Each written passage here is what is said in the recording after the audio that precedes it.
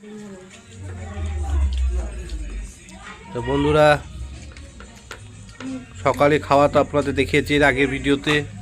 এখন আমি দেখাবো রাত্রির ভিডিওতে শ্বশুরবাড়ির রাত্রের হালকা খাবার। তো হালকা খাবার বলতে দেখেন দিয়েছে, বাবা খাও বাবা খাও। তো জামাই তো এখন আদুর খাওয়া।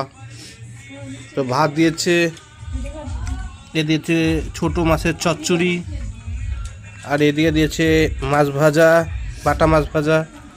এদিকে আছে ডাল, মুসুরি ডাল। এদিকে আছে হাঁসের ডিমের কারি। এদিকে দিয়েছে রসগোল্লা, আর এদিকে দিয়েছে আপনার চিকেন কষা। ঝোলও হয়েছে অনেকটা। তো বেশ জামাই আদর হচ্ছে। এটা আমার রাতের হালকা খাবার। তো এই হলো রাতের খাবার। যদি আপনারা কি আমার সঙ্গে খেতে চান তো চলে আসতে পারেন, ঠিক আছে।